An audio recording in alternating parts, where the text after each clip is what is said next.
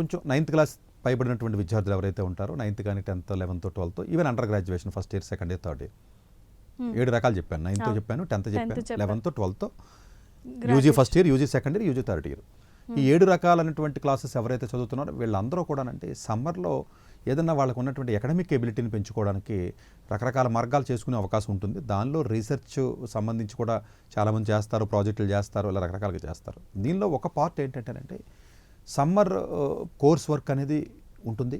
ఒక రకం అంటే ఏంటంటే సమ్మర్ కోర్స్ అంటే ఏంటంటే కొన్ని కోర్సెస్ని చదవడం. ఫర్ ఎగ్జాంపుల్ 10వ తరగతి పిల్లడు ఉన్నాడు, క్యాలిక్యులస్ అనేది ఒక కోర్సు, మ్యాథమెటిక్స్, లేదా ఫిజిక్స్ అనేది ఒక కోర్సు, లేకపోతే ఇంజనీరింగ్లో చదువుతున్నాడు, ఏదో కంప్యూటర్ సైన్స్ అనేది ఒక కోర్సు. ఇట్లాంటి కోర్స్ వర్క్ నేర్చుకుని సదుపాయం ఉంటుంది. దాన్ని ఏమంటారంటే సమ్మర్ కోర్స్ వర్క్ అంటారు దాన్ని.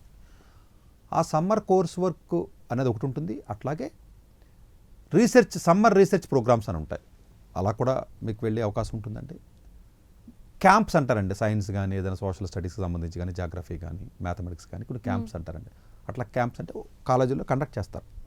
4 వారాలని 5 వారాలని 6 వారాలని క్యాంప్స్ రూపంలో కానీ ఉంటాయి. ఇవి 2 వారాల నుంచి 2, 3, 4 ఉంటాయి.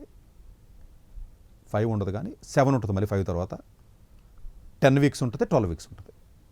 అంటే ఇన్ని రకాల డ్యూరేషన్తో ఇన్ని రకాల summer courses, internship courses or క్యాంప్స్లో ఇండియా అండ్ అబ్రాడ్లో ఉన్నటువంటి ప్రెస్టీజియస్ అన్ని కాలేజీల్లోనూ ఆఫర్ చేస్తాయి. అది ఇండియాలో కూడా సమ్మర్ కోర్సెస్ చేస్తారు. బట్ అలా అని చెప్పి నేను వాక్స్ యూనివర్సిటీకి వెళ్తాను అనొద్దు మీరు. అట్ల వల్ల ఏం ఉపయోగం ఉండదు. కొంచెం మంచి మంచి కోర్సెస్ ఏదైనా ఉన్నట్లయితే. బట్ ఇండియాలో కొంచెం తక్కువ ఉంటాయి. ఇండియాలో యూనివర్సిటీస్ ఆఫర్ చేయవు, మన బ్యాడ్ లక్.